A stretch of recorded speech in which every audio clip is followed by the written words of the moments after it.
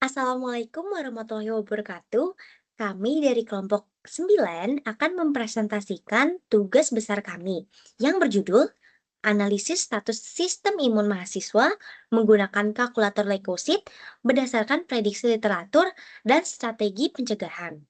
Nah, di sini ada anggota kelompok dan pembagian tugasnya. Yang pertama, ada saya sendiri, yaitu Kaila Girpriana Nafisah dengan NIM 16125-085, yang bertugas menyusun program Python, membuat flowchart, dan mengumpulkan draft data. Selanjutnya ada Nistrina, boleh? Baik, perkenalkan nama saya Nisna Zaki Hasna dengan NIM 161250077. Di sini saya mendapatkan tugas untuk menyusun laporan dan menyusun draft data. Baik, perkenalkan nama saya Lutfi Latifah dengan NIM 161251121. Di sini saya mendapatkan tugas yaitu menyusun pertanyaan-pertanyaan kuesioner, membuat membuat GFROM dan juga menyusun PPT. Sebelumnya perkenalkan, saya Risna Syifaulia dengan NIM 161251115. Pada proyek kali ini saya bertugas untuk menyusun data dengan mencari jurnal, kemudian membantu menyusun isi program Python serta menyusun PPT. Di sini ada pembahasan yang bakal kita bahas di PPT ini. Yang pertama ada deskripsi dan latar belakang. Yang kedua ada komponen berpikir komputasional. Yang ketiga ada program Python. Dan yang keempat ada lampiran. Selanjutnya ada dokumentasi. Baik, kita lanjut. Baik, di sini saya akan menjelaskan deskripsi dan latar belakang program. Pertama yaitu, pemahaman masyarakat, khususnya mahasiswa tentang kondisi sistem imun masih terbatas. Padahal sistem imun berperan penting dalam melindungi tubuh dari penyakit. Salah satu indikator kesehatan imun adalah jumlah leukosit dalam darah. Namun, penyajian hasil pemeriksaan leukosit dalam angka dan rentang normal sering sulit dipahami oleh masyarakat yang tidak memiliki latar belakang medis. Akibatnya, hasil pemeriksaan dapat disalahartikan dan berdampak pada keputusan kesehatan yang kurang tepat. Oleh karena itu, diperlukan media edukasi yang sederhana dan mudah dipahami agar masyarakat lebih memahami makna nilai leukosit dan kaitannya dengan status sistem imun. Next, leukosit atau sel darah putih merupakan bagian penting dari sistem imun yang berfungsi melawan infeksi, mendeteksi zat asing, serta menjaga keseimbangan tubuh dari berbagai ancaman biologis. Perubahan jumlah leukosit dapat menjadi petunjuk adanya kondisi seperti infeksi bakteri atau virus, alergi, peradangan, atau gangguan kesehatan lebih serius. Leukosit terdiri dari dua kelompok besar, yaitu granulosit dan agranulosit. Keduanya dibedakan dari ada atau tidaknya granula atau butiran halus di dalam sitoplasma sel. Setiap jenis leukosit memiliki fungsi yang berbeda-beda, namun semuanya saling bekerja sama untuk menjaga pertahanan tubuh. Jenis granulosit terdiri dari neutrofil, eosinofil, dan basofil. Neutrofil adalah leukosit yang jumlahnya paling banyak dan berfungsi sebagai garis pertahanan pertama ketika terjadi infeksi bakteri. Sedangkan eosinofil berperan dalam melawan infeksi, parasit, serta terlibat dalam reaksi alergi. Sementara itu, basofil merupakan leukosit dengan jumlah paling sedikit, namun berfungsi penting dalam reaksi alergi dan peradangan dengan melepaskan histamin dan heparin. Jenis agranulosit terdiri dari limfosit dan monosit. Limfosit berperan besar dalam sistem kekebalan spesifik, misalnya melalui produksi antibodi oleh limfosit B, penghancuran sel terinfeksi oleh limfosit T, serta perlindungan terhadap sel kanker oleh sel NK. Sementara itu, monosit adalah sel leukosit berukuran besar yang dapat berubah menjadi makrofag ketika berada di jaringan, berfungsi untuk menelan patogen dan membersihkan sel-sel mati. Next. Baik, selanjutnya ada penjelasan mengenai sel darah putih atau leukosit, yang mana biasanya ini berjumlah sekitar 7.000 sel per milimeter kubik darah. Dan di sini sel darah putih memiliki 4 bagian, yang dimana yang pertama dia memiliki inti sel, sehingga ini sel darah putih ini bisa berumur lebih panjang. Kemudian sel darah putih ini dapat bergerak amoeboid, yang dimana gerakannya itu menyerupai amoeba. Lalu yang ketiga, memiliki bentuk yang tidak tetap. Hal itu disebabkan karena bergerak dengan pseudopodia. Kemudian yang terakhir yaitu dapat menembus dinding pembuluh darah, yang mana proses ini disebut diapedesis. Selanjutnya di sini ada deskripsi simulasi kerja dari program yang telah kita buat. Yang pertama yaitu ada input. Input yang diminta pada program kita, yang pertama itu ada jenis kelamin, durasi tidur, tingkat stres, pola makan, dan ada juga riwayat penyakit. Kemudian proses dari program kami yang pertama yaitu menentukan nilai leukosit awal, kemudian lanjut diproses dengan menafsirkan nilai berdasarkan kategori standar yaitu leukopenia, normal, dan leukositosis. Kemudian dianalisislah pola input untuk menentukan potensi risiko kesehatannya. Lalu output yang dihasilkan dari program kami yaitu ada estimasi jumlah leukosit, status imun, daftar potensi, penyakit jangka panjang, saran dan rekomendasi tindakan untuk meningkatkan kondisi sistem imun tubuh. Boleh next? Oke, selanjutnya ada komponen berpikir komputasional yang dimana terbagi menjadi 4. Yang pertama ada dekomposisi, kemudian pengenalan pola, abstraksi, dan desain algoritma. Yang pertama di sini akan saya jelaskan mengenai dekomposisi. Dekomposisi dari permasalahan kita yang pertama yaitu ada pola tidur yang tidak teratur. Yang dimana itu ada dekomposisi lanjutan submasalahnya yang terbagi lagi menjadi 3. Di sini ada mahasiswa sering begadang karena tugas atau aktivitas fisik sosial, kemudian kurangnya kesadaran bahwa jam tidur memengaruhi keadaan imun, kemudian kebiasaan tidur kurang dari standar. Kemudian dekomposisi selanjutnya yaitu ada kurangnya aktivitas fisik, yang dimana submasalah dari dekomposisi ini ada gaya hidup, tidak memahami bahwa olahraga membantu menjaga keseimbangan leukosit, kemudian minimnya motivasi untuk melakukan aktivitas fisik rutin. Selanjutnya, dekomposisi selanjutnya itu ada pola makan yang tidak seimbang, yang dimana submasalah dari dekomposisi ini yaitu konsumsi makanan yang tidak bernutrisi tetapi lebih praktis dan murah. Kemudian rendahnya konsumsi sayur, buah, dan protein sehat yang mendukung imunitas. Kemudian ada ketidaktahuan mengenai pengaruh nutrisi terhadap pembentukan sel imun. Kemudian dekomposisi selanjutnya ada tingkat stres akademik, yang dimana submasalah dari dekomposisi ini ada mahasiswa kesulitan mengelola stres dari tugas ujian dan tekanan akademis, kemudian tidak mengetahui bahwa stres kronis dapat memengaruhi sistem imun dan glukosid. Kemudian ada juga pola penanganan stres cenderung yang tidak sehat. Setelah tadi dekomposisi atau pemecahan masalah besar menjadi permasalahan yang lebih kecil sudah dijelaskan oleh Nisrina, saya akan melanjutkan terkait pengenalan pola. Pertama, pengenalan pola itu kurang lebih membaca kesamaan apa aja sih yang menjadi masalah mahasiswa itu sendiri dalam keseimbangan sistem imun dari mahasiswa itu sendiri. Di antaranya, kesamaan pola atau polanya pola tidur yang tidak teratur, pola makan tinggi lemak dan rendah nutrisi, pola stres akademik, dan pola aktivitas fisik yang rendah. Kemudian ada abstraksi. Abstraksi singkatnya adalah mencari atau menyimpulkan masalah-masalah yang tadi udah dikaji melalui pengenalan pola, yakni terdapat pola tidur yang tidak teratur, meliputi mengurangi kualitas imun dan kestabilan leukosit, dan yang kedua, pola makan yang tidak seimbang, meliputi asupan gizi kurang, sehingga pembentukan sel imun menjadi terganggu. Next slide.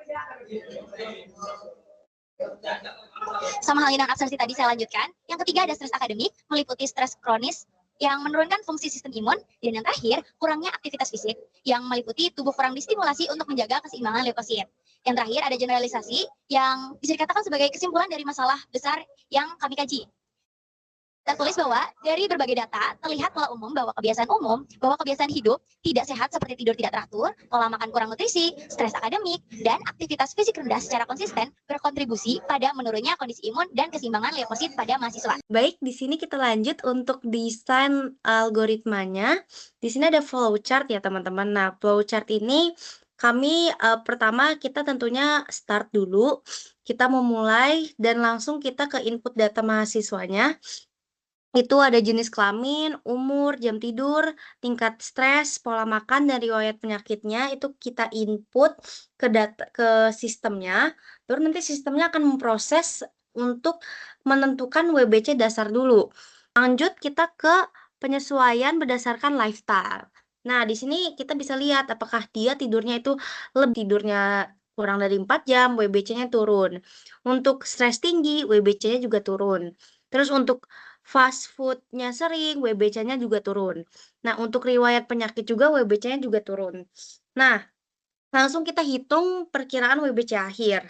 Lalu kita lanjut, apakah WBC itu kurang dari 400? Nanti outputnya ada leukopenia. Nah, kalau no, kita lanjut lagi ke apakah WBC itu rentangnya tuh 400 sampai dengan 11.000. Nah, kalau yes itu leukositosis. Kalau tidak, berarti itu outputnya akan normal. Kita lanjut dari output tadi, itu bakal langsung menuju ke identifikasi resiko penyakit. Nah, identifikasi resiko penyakit ini ada gangguan imun, burnout, infeksi berulang, atau gangguan pencernaan. Kita lanjut, langsung ditampilkan saran pencegahannya dengan meliputi perbaikan jam tidur, kelola stres, pola makan yang sehat, dan aktivitas fisik. Nah, ini dia desain algoritma tentang Python-nya.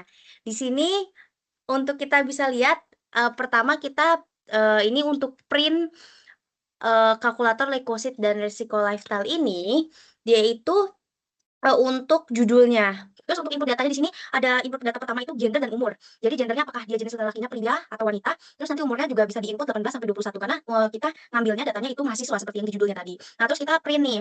Kalau untuk printnya itu sama aja laki-laki perempuan itu ngeprintnya untuk kualitas tidur, terus tingkat stres, kebiasaan makan, dan riwayat penyakit yang relevan. Dan di sini kita bisa pilih input pilihannya itu 1, 2, atau 3. Nah, di sini bagian perkiraan tentang WBC dasar berdasarkan gender ini, kalau gendernya 5 pria itu 550 dan kalau else atau wanita itu 500. Nah, teman-teman, di sini lanjut kita ke penyesuaian nilai WBC berdasarkan lifestyle. Jadi kalau kualitas tidurnya 1, WBC-nya itu dikurang 800.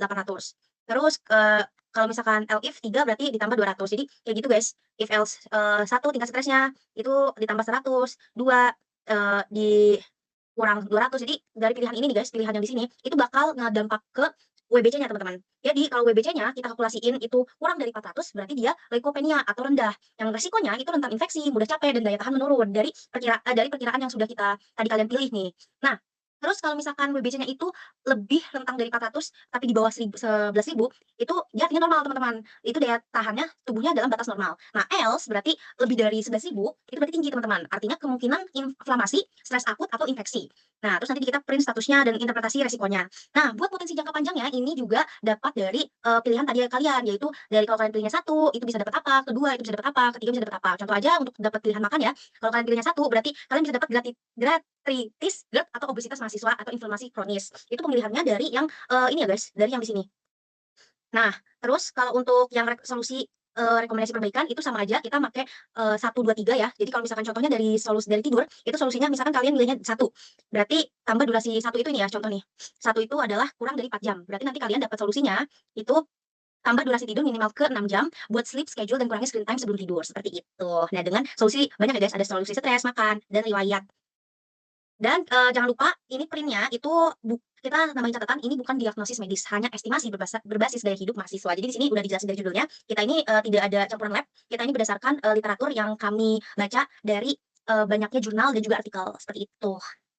Nah, untuk hasil Python-nya sendiri akan berupa ini ya teman-teman tuh. Di sini ada judulnya kalkulator leukosit dan resiko lifestyle. Terus kita input apakah kamu wanita atau pria, bisa diinput di sini. Terus ini ada umurnya. Lalu kualitas tidurnya aku ambil contoh kita kualitas 3 yaitu ideal ya.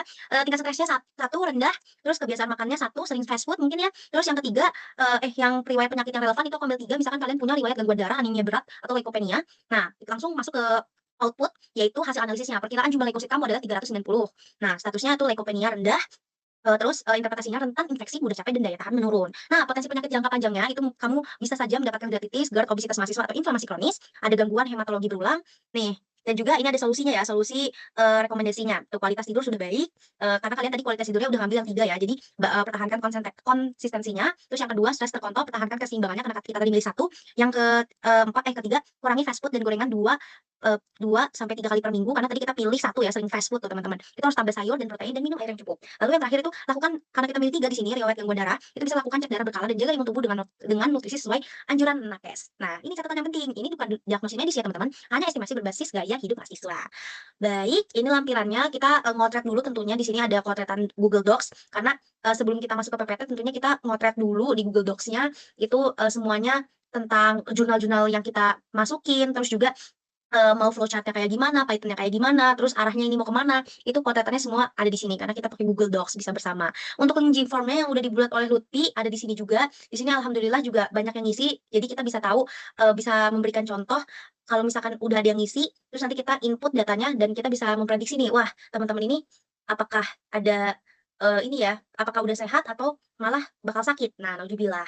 Nah, untuk yang data studinya itu udah ada di sini ya data-data yang kita kumpulkan gitu, Kak. Data-data yang kita kumpulkan dari jurnal dan artikel dan juga ada spreadsheet-nya. Oke. Baik, terima kasih banyak Bapak dan juga teman-teman semuanya. Terima kasih banyak telah menonton video kami dan semoga semoga banget dari kajian kami dan juga program kami itu bisa membantu banyak orang dan menyadarkan orang, apalagi tentunya mahasiswa untuk melihat potensi riwayat penyakit jangka panjangnya dan mengstop dan lalu kita temukan solusinya bareng-bareng dan implementasikan ke kehidupannya. Baik, terima kasih. Saya tutup. Wassalamualaikum warahmatullahi wabarakatuh.